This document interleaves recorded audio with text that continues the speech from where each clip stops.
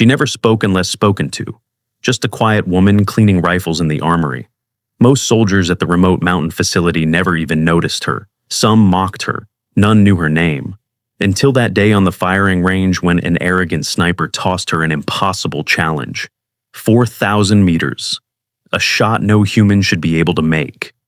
When she calmly picked up his rifle without adjusting a single setting, everyone laughed. When she fired, the distant target exploded. Then came the silence. From which city in the world are you watching this video today? If stories of hidden strength and unrecognized valor resonate with you, subscribe for more tales of extraordinary people in ordinary disguises. In the pre-dawn hours at Sierra Nevada's most secretive military installation, Zephyrin Caldwell moves through the armory like a ghost. Her fingers, calloused and precise, disassemble an M110 sniper rifle with practiced efficiency. The weapon, worth more than what she earns in 3 months, comes apart in her hands, like it was designed for her touch alone. The first rays of sunlight filter through narrow windows as she methodically cleans each component. There's a rhythm to her work, almost meditative. The armory smells of gun oil, metal, and solvent, scents that have permeated her clothing for the past 3 years. The door bangs open. Command Sergeant Major Blackwood enters with a group of new operators, fresh-faced despite their years of training. "Armory's stocked and ready," Blackwood announces, barely glancing at Zephyrin. Ammunition is categorized by caliber, range, and purpose. Any specialized requests go through. He pauses, seeming to search for her name. The armory staff. Zephyrin doesn't correct him. She continues working, invisible by choice as much as by their dismissal. The operators file through, selecting weapons with the casual entitlement of men accustomed to the best equipment. They talk around her, never to her. "Heard Thorne's going for a new record today," one says, checking the action on a rifle. "Man's a machine. 27 confirmed kills over 2 miles. Nobody touches him." Zephyrin's hands pause briefly over a firing pin. Something flickers across her face. Not quite emotion, more like a shadow passing over still water. She unconsciously touches a thin scar that runs across her right knuckles. Later, as she organizes a shipment of new scopes, Lieutenant Colonel Archer enters. Unlike the others, his eyes find her immediately. There's something in his gaze, recognition, perhaps, or wariness. "Everything satisfactory, Ms. Caldwell?" he asks, using her name deliberately. "Yes, sir," she replies, her voice so soft he leans forward slightly. "The Barrett M82s are in good condition. The third one has a slight issue with the extractor spring. I've ordered a replacement." He nods, studying her face. "Good catch. Most people wouldn't notice until it failed in the field." She returns to her work, but feels his eyes linger before he departs. That afternoon, she delivers cleaning kits to the long-range firing range. The elite sniper unit is practicing, led by Master Sergeant Thorne, a man whose reputation extends beyond even these classified walls. As she sets down the supplies, she overhears Thorne describing a mission. "Kandahar 7 years back. Hell of a situation. We were pinned down for 14 hours before extraction. Never did find out who was covering us from the ridge. Ghost team, they called themselves."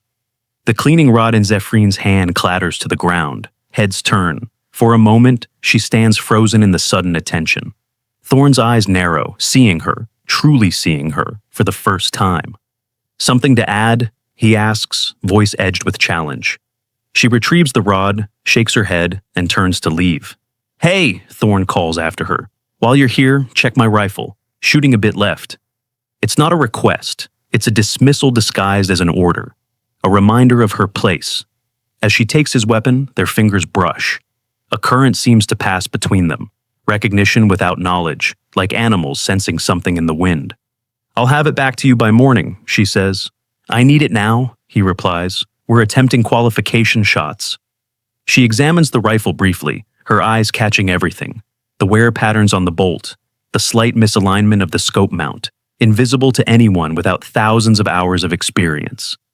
"The mount is torqued unevenly," she says, her voice still quiet. 3/4 of a turn on the left screw should correct it. Thorne stares at her, then snatches the rifle back. "I'll handle it." As she walks away, she hears his muttered words. "Glorified cleaning lady giving shooting advice." She doesn't react, but something shifts inside her, like a weapon being chambered. The next day burns hot and difficult. Wind gusts sweep across the range, carrying dust that dances in heat, mirages above the targets. Perfect conditions for failure, or for separating true masters from the merely skilled. Zephyrin moves through her routine, restocking ammunition and replacing worn firing pins. Through the window, she watches the sniper team struggle against the conditions. Target after target, even the elite marksmen falter, all except Thorn, who hits with unnerving consistency until the rangemaster pushes the distance to 2,000 meters. His first shot misses, so does his second. By the third, frustration rolls off him in waves. Lieutenant Colonel Archer stands nearby, arms crossed, watching not just Thorn, but Zephyrin through the armory window. He sees what others don't, how her body subtly shifts with each of Thorn's attempts, making minute adjustments that mirror what the sniper should be doing. When Thorn's third shot goes wide, Zephyrin's head tilts slightly. Without thinking, she steps outside, carrying a crate of ammunition as pretense. Thorn notices her immediately. His failure has an audience now. "Something to say, armory girl," he challenges, loud enough for everyone to hear. The range goes silent. 24 pairs of eyes turn toward the plain woman in standard-issue fatigues. Zephyrin shakes her head and sets down the crate, turning to go. "No, wait." Thorn's voice cuts through the tension. "Since you're watching so carefully, maybe you've got some wisdom to share." She keeps her eyes on the ground. The wind is shifting between the 1,000 and 1,500 meter marks. There's a countercurrent. A laugh ripples through the gathered soldiers. Thorn's face darkens. "Is that your professional assessment?" Mockery drips from each word. Command Sergeant Major Blackwood steps forward. "Thorn, that's enough." But Thorn is already moving, anger and embarrassment fueling him. He points to a metal plate positioned at the extreme end of the range, barely visible as more than a glint in the distance. "Think you can hit that plate?" "It's at 4,000 meters. His smile is cruel. "Probably looks like a dot from here to you." Laughter erupts around them. Even Blackwood's mouth twitches. Only Archer remains stone-faced, his eyes darting between Thorn and Zephyrin with growing concern. "Leave her be, Thorn," Archer says, his voice carrying unexpected authority. But Zephyrin is already moving, her steps deliberate as she approaches Thorn. Something in her demeanor has changed, like a switch being flipped. The hunched shoulders straighten almost imperceptibly. Her eyes, always downcast, now fix on the distant target with unsettling intensity. "The rifle," she says, extending her hand. Thorn blinks, caught off guard by her directness. Then his smile widens. He hands over his custom weapon with theatrical flourish.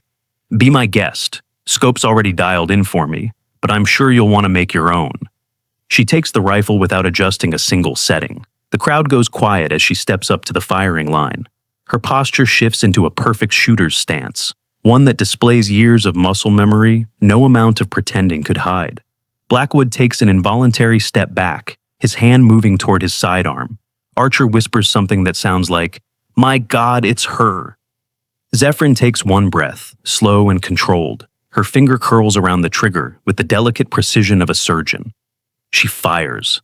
The sound echoes across the range, followed by seconds of complete silence as the bullet travels its impossible distance. Then, the distant target erupts in a small explosion of metal and dust. No one moves, no one speaks. The impossibility of what they've just witnessed, a 4,000-meter shot made without adjustments, without calculation tools, in variable wind conditions, freezes them in place. Zephyrin calmly hands the rifle back to Thorn, whose face has drained of all color. As she turns to walk away, Lieutenant Colonel Archer's voice rings out. "Attention!" Every soldier snaps upright by ingrained instinct. Archer steps forward and renders a perfect salute to the armory technician. "Major Zephyrin Caldwell," he announces, holding the salute. "Ghost 7, Medal of Honor recipient, the Angel of Kandahar." The silence deepens as recognition dawns on the faces of the senior operators. Whispers break out among the younger soldiers. Thorn stares at her, comprehension slowly replacing shock. 7 years ago, Blackwood explains, finding his voice, Major Caldwell made 23 confirmed kills at distances exceeding 3,000 meters during a 14-hour period to protect a downed Special Forces team near Kandahar. The mission remains classified. Her identity was protected at the highest levels. Zephyrin stands perfectly still, neither acknowledging nor denying the revelation. She's the reason half this unit is still alive, Archer adds quietly, including you, Master Sergeant Thorne. Thorne's eyes widen as memory connects with reality. Go 7 in position, he whispers, repeating words heard through a radio when all hope seemed lost. That was you? For the first time, Zephyrin meets his gaze directly. That was me, she confirms, her voice no longer soft, but clear and confident. The armory is quiet that evening. Zephyrin cleans rifles as she has done every day for 3 years, but something has changed. She moves differently now, no longer hiding the economy and precision that mark a lifetime of elite training. The door opens, Thorne enters alone, his usual swagger replaced by something approaching humility. He places his rifle on the counter without a word. Minutes pass in silence as Zephyrin disassembles the weapon, checking for damage after the day's training. I didn't remember your face, Thorne finally says, but I remember your voice coming through our radio when we lost all hope. Go 7 in position. That's all you said. She nods, acknowledging the memory. We thought you were a team, not a single shooter. He shakes his head. 23 enemy combatants. Longest shot recorded was 3,421 meters. 3,467, she corrects quietly. The spotter on the ridge. Thorne studies her face. Why here? Why this? He gestures at the armory. You could have commanded your own unit, written your own ticket. Zephyrin reassembles his rifle with practiced movements. Sometimes the best way to come back is to disappear for a while, she says. But why never say anything? Even when he can't bring himself to acknowledge his mockery. Because it wasn't about you, she replies simply. It was never about any of you. She hands him back his rifle.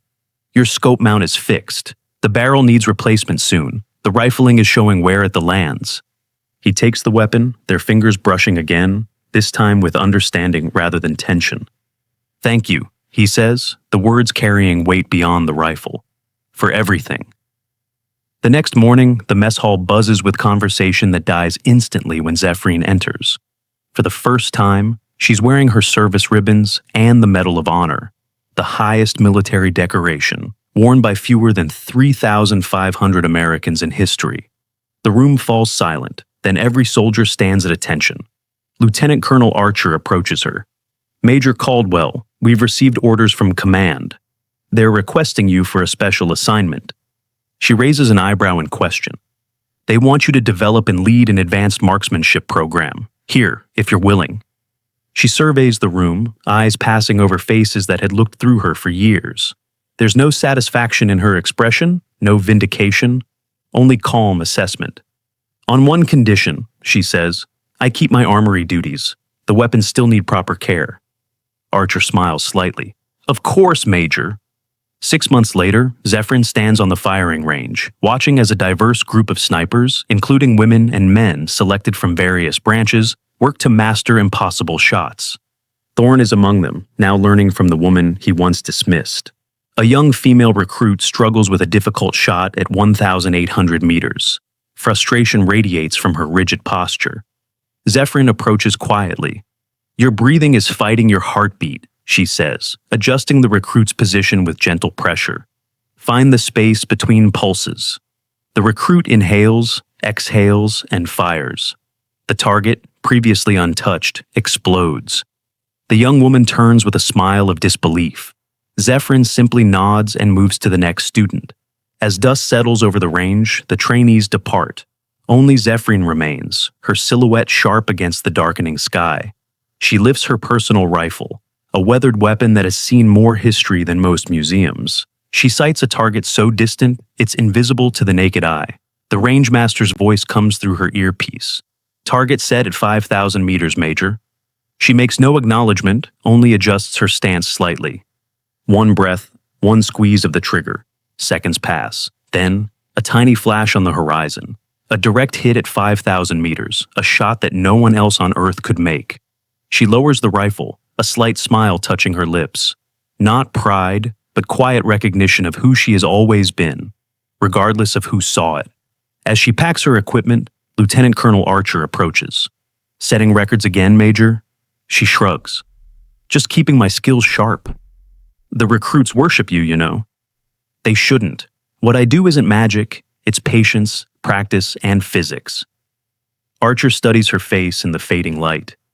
You could have your choice of assignments now. Special operations commands are fighting over you. Zephyrin secures her rifle case. I'm exactly where I need to be. As they walk back toward the compound, Archer asks the question that has lingered for months. Why did you disappear after Kandahar? Why choose anonymity when you'd earned every accolade? She stops, looking out over the darkened range. 23 confirmed kills means 23 people who aren't alive because of me, she says quietly. Even for the right reasons, that leaves marks. I needed, she searches for the word, simplicity. Purpose without the weight of decision. Here, I kept the weapons that protect our people in perfect condition. It was enough. And now, her eyes find his in the gathering darkness. Now, I teach others what I know, and remind them that the skill to take life comes with the responsibility to preserve your own humanity. She shoulders her rifle case and walks toward the lights of the compound, no longer invisible, but carrying her visibility with the same quiet dignity that had marked her years in the shadows. In the distance, a new group of recruits waits for tomorrow's lessons from the woman they now call the Ghost. Not because she hides, but because she sees what others cannot. The legends of Ghost 7 grow with each passing month. Trainees arrive having heard whispers of the woman who can hit targets no one else can see, who once saved an entire Special Forces team without them ever knowing her name. They come expecting a warrior goddess, a figure of intimidating presence. What they find is Zephyrin, still quiet, still methodical, dividing her time between training elite marksmen and maintaining the armory with the same care she always has. How do you do it? A young corporal asks one day, after failing repeatedly at a 2,200-meter shot. How do you see what isn't there? Zephyrin considers the question, running a cloth along the barrel of the rifle she's cleaning. Everything is there, if you learn to look, she replies. The wind has patterns. Light bends in predictable ways. Even gravity becomes a tool once you understand it. But at 4,000 meters, you can't even see the target properly. She nods. So you learn to see with more than your eyes. Word of her program spreads. Foreign military liaisons request observation privileges. Intelligence agencies send operatives disguised as regular trainees. Even Thorne, now humble in his role as her assistant instructor, finds himself fielding questions about the woman whose legend has eclipsed his own. What's she like to work with? They always ask. Like working with a force of nature that decided to take human form, he replies, watching her demonstrate a technique to a new class. 6 more months pass. On a bitter winter morning, Zephyrin enters the administration building to find Archer waiting with 2 men in civilian clothing. Major, Archer nods. These gentlemen are from Washington. The taller man extends his hand. Director Harding, National Security Agency. This is Deputy Director Velasquez. She shakes their hands with polite detachment. How can I help you, gentlemen? We need to discuss Ghost 7, Harding says. Her face reveals nothing. That operation was classified. Still is, Velasquez confirms. But circumstances have changed. In Archer's office, they reveal satellite imagery of a remote mountain region. Chechnya, Harding explains. We have intelligence that a summit of high-value targets is scheduled in 3 weeks. The location is virtually impregnable. Zephyrin studies the images. You want me to take the shot? We want Ghost 7, Velasquez corrects. The mission requires distances beyond what our active snipers can manage with reliability. 5,200 meters to be exact, Harding adds, through weather conditions that would make most shots impossible. She looks up from the images. And if I decline?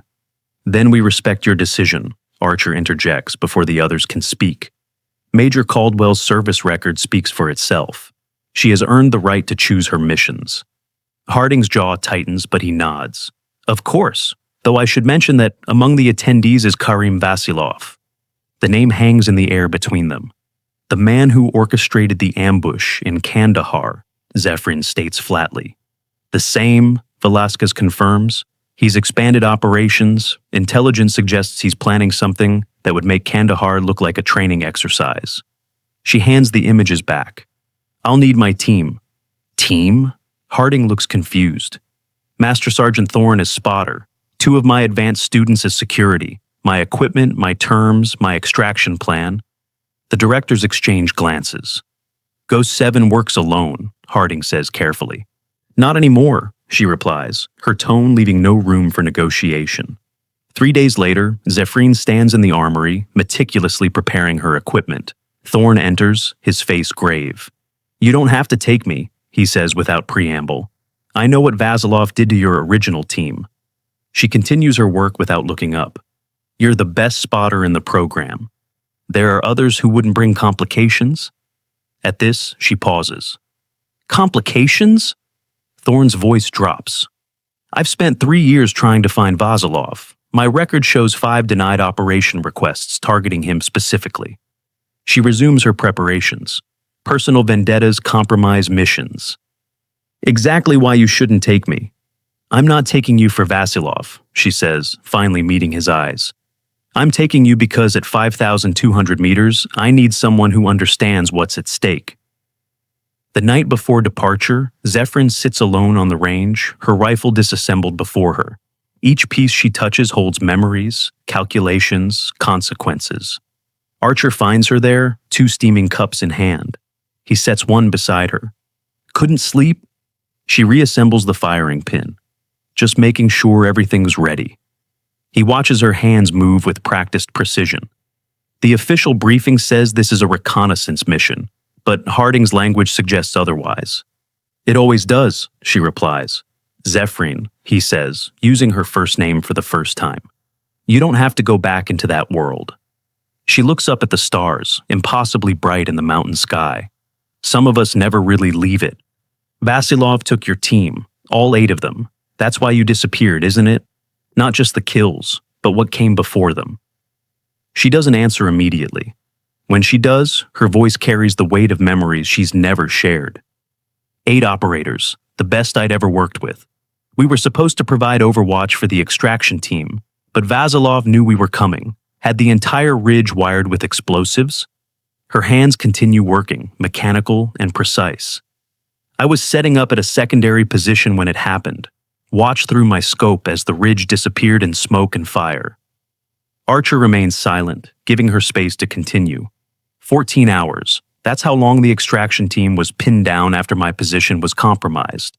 14 hours of moving from shadow to shadow, finding angles no one expected, taking shots that shouldn't have been possible. She locks the bolt assembly into place. 23 confirmed kills, but I never got Vasilov. And now you have a second chance. She slides the scope into its mount, tightening it with exact pressure. This isn't about chances or vengeance. It's about finishing a job. The morning of deployment arrives with a steel-gray sky. Zephrine stands on the tarmac with her team. Thorne, now solemn and focused. Specialist Rivera, a former Olympic biathlete with nerves of steel. And Sergeant Kwan, a communications expert with advanced tactical training. As the helicopter approaches, Archer appears, striding across the tarmac with purpose. Major Caldwell, he calls over the growing roar of rotors. A word. She steps aside with him, her gear already loaded. Latest intelligence, he says, handing her a sealed envelope. Satellite imagery from 6 hours ago.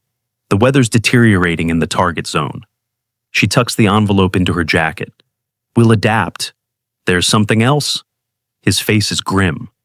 Intercepted communication suggests Vasilov knows someone's coming. He always does, she replies, turning toward the helicopter. Archer catches her arm. Be Ghost 7, not the Angel of Kandahar. She understands his meaning. Ghost 7 completes missions. The Angel of Kandahar avenges fallen comrades. With a nod, she boards the helicopter. As it lifts off, she looks down at the facility that has been her sanctuary for 3 years. The armory where she found peace and precision. The range where her legend was reborn. Below, figures have gathered to watch their departure. Among them, she can make out her students standing at attention, saluting the teacher they barely knew 3 months ago. Beside her, Thorne checks his equipment with focused intensity. Across, Rivera and Kwan remain silent, aware of the weight of the mission before them. Ghost 7, Thorne says quietly. "There's something you should know about Vasilov." She meets his gaze, seeing in it a reflection of her own determination. "Tell me." The intelligence Thorne shares is more personal than tactical. "After Kandahar, while you were disappearing, I was hunting. Vasilov isn't just a terrorist or arms dealer. He's former Spetsnaz, trained as we are, but with resources that suggest powerful backing." The helicopter thunders through darkening skies, carrying them toward a remote corner of Chechnya where mountains cradle secrets few survive to tell. "His name isn't even Karim Vasilov," Thorne continues. "It's Nikolai Vronsky. The identity change happened after he supposedly died in a training accident 15 years ago." Zephyrin absorbs this information with characteristic stillness. "How did you learn this?" "I had 3 years in motivation," Thorne replies simply. "The intelligence agencies have him compartmentalized, each seeing only pieces. I connected dots they couldn't or wouldn't." The helicopter banks sharply as they enter a narrow valley. Quan checks his navigation equipment, confirming they are 20 minutes from the drop zone. "There's more," Thorne says, his voice dropping. "The ambush that killed your team wasn't random. Vasilov specifically targeted Ghost Team. He knew your call sign, your protocols." Rivera glances up from her weapons check, sensing the tension. "You're suggesting a leak," Zephyrin states, her voice neutral. "I'm suggesting Vasilov had help from someone with clearance, someone who knew Ghost Team would be on that ridge." The implications hang in the air, heavier than their equipment. If Thorne is right, the betrayal came from within their own command structure, perhaps from someone still in position to compromise their current mission. "LZ in sight," the pilot announces through their headsets. "Weather deteriorating. This is your only window." Below, a small clearing in dense forest offers their entry point, 12 miles from the observation post they'll establish. They'll need to move quickly and silently, carrying equipment that would normally be transported by vehicle. As the helicopter hovers, Zephyrin meets each team member's eyes in turn. No speeches, no dramatic declarations, just quiet determination reflected back 3 times. They rappel into swirling snow, the helicopter departing immediately to avoid detection. The sudden silence of the forest envelops them, broken only by the whisper of wind through pines. 12 miles, Zephyrin says, shouldering her pack. "Radio silence until we reach the observation point." The journey is punishing. Steep terrain, deteriorating weather, and the weight of their equipment test even their conditioned bodies. Rivera leads, her biathlete training evident in her efficient movement through snow. Quan navigates, occasionally checking coordinates against landmarks. Thorne and Zephyrin follow, conserving energy for what lies ahead.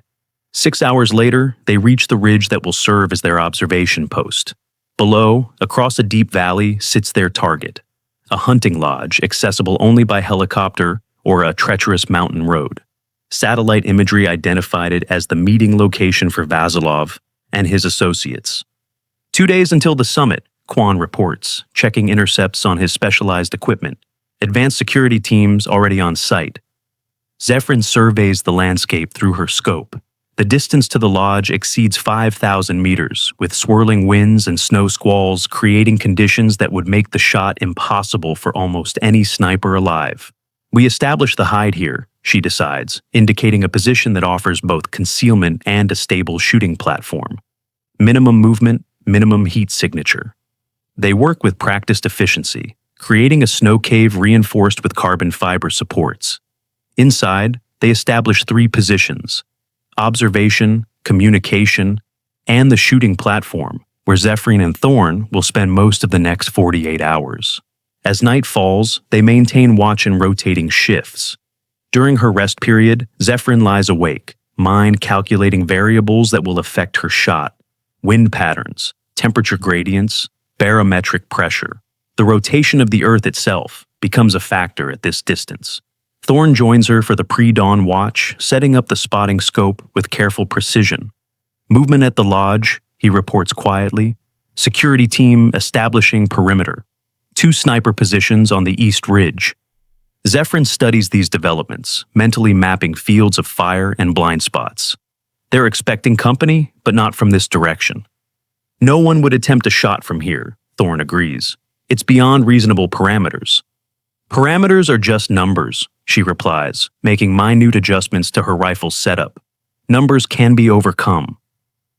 The day passes with glacial slowness. They document every movement at the lodge, identifying patterns in security rotations and vulnerable moments.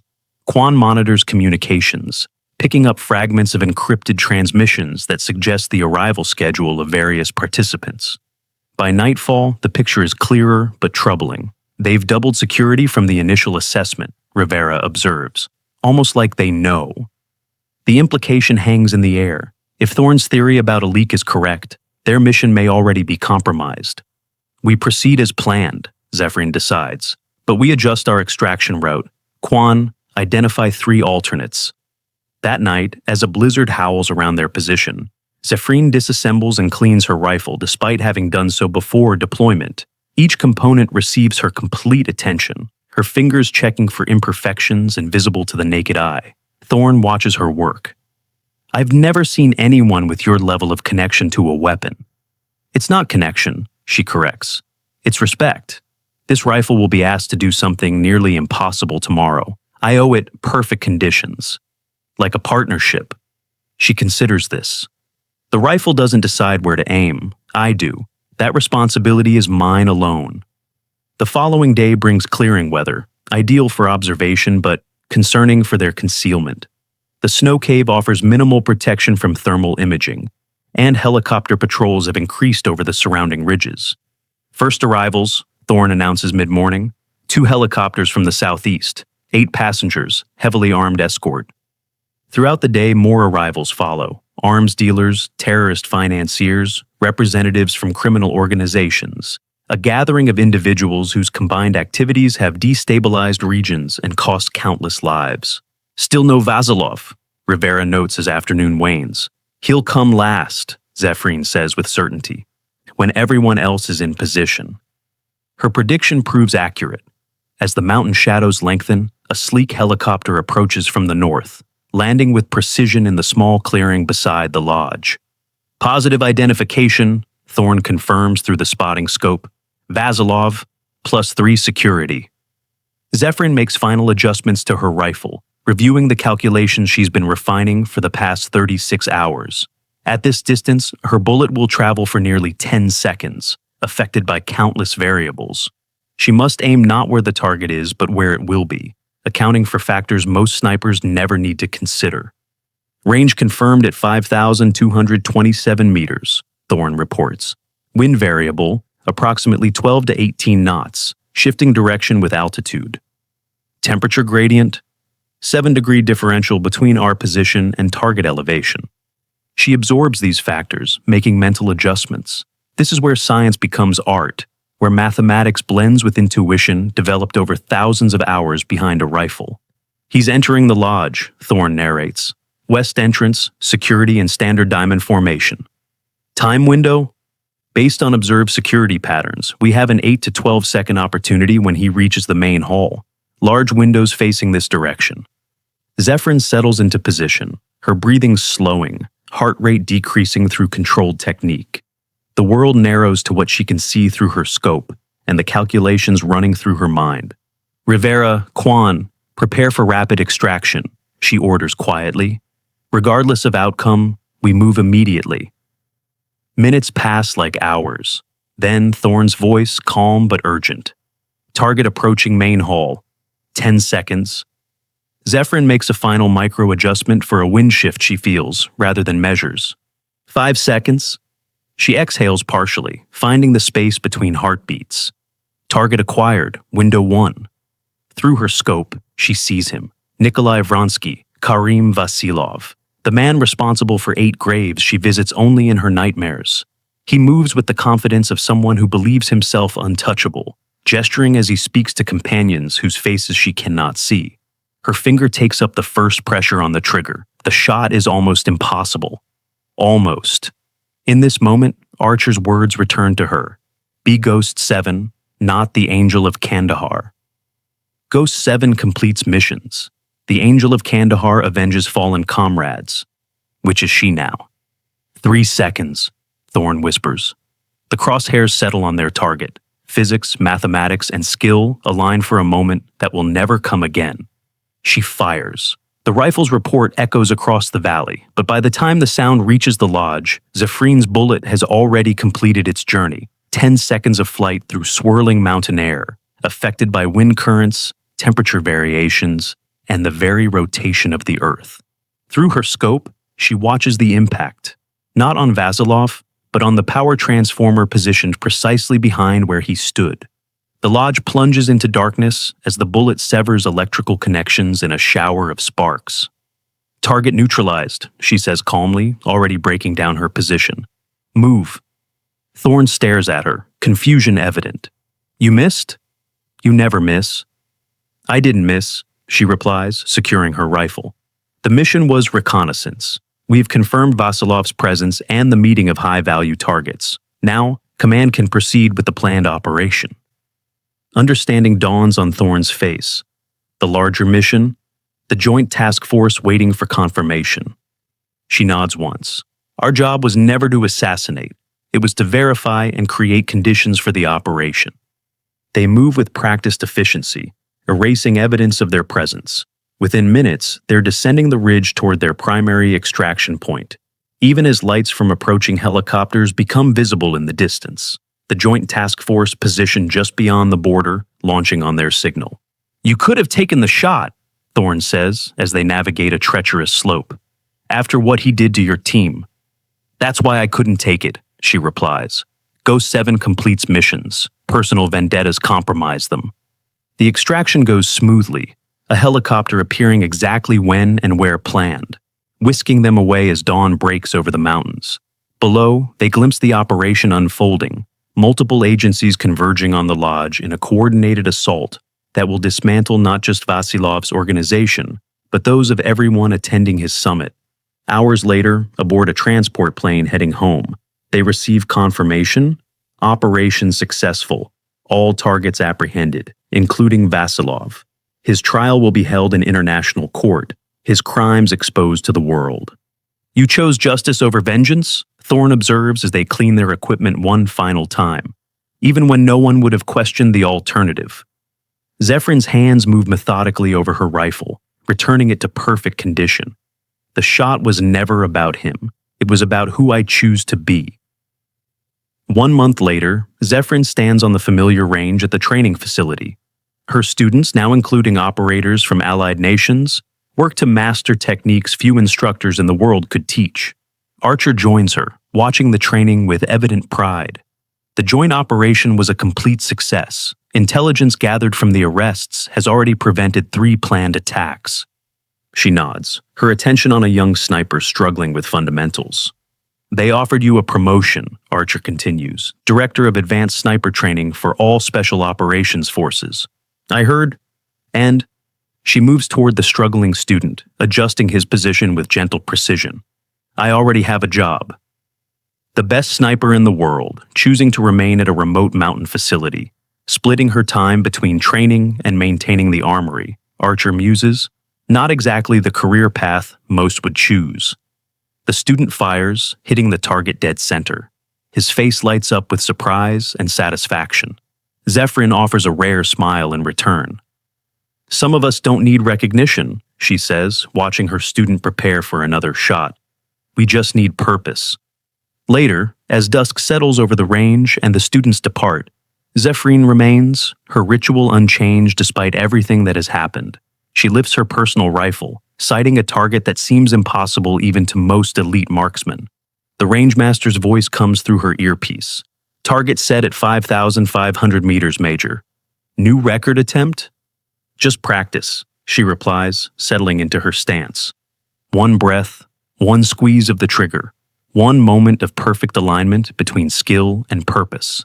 Seconds pass, then a tiny flash on the horizon. The impossible made possible. As she lowers her rifle, she notices Thorne standing at the edge of the range, watching with quiet respect. He approaches, stopping beside her as she begins to pack her equipment. "They never saw you coming," he says. "Not in Kandahar, not in Chechnya, not here." "That's the point," she replies. "The best work often happens in the shadows." "Is that why you stayed in the armory all those years, hiding in plain sight?" She considers this, looking out over the darkening range. Not hiding, healing, finding my way back. Together, they walk toward the compound, where lights glow against the mountain night. Behind them, the targets stand as silent witnesses to what happens when extraordinary skill meets quiet purpose. The new class arrives tomorrow, Thorne says. 20 operators, including 3 women who specifically requested your training. They don't need a legend, she responds. They need fundamentals, discipline, and perspective. And someone who can hit a target at 5,500 meters, he adds with a smile. She shrugs, comfortable now with both who she was and who she has become. That's just physics and practice. The hard part is knowing which targets matter. In the distance, a shooting star traces a brief, brilliant arc across the darkening sky. Like a bullet's path, visible only to those who know exactly where to look. Have you ever known someone who never asked for recognition but deserved more than anyone else? Someone whose quiet competence spoke louder than any boast?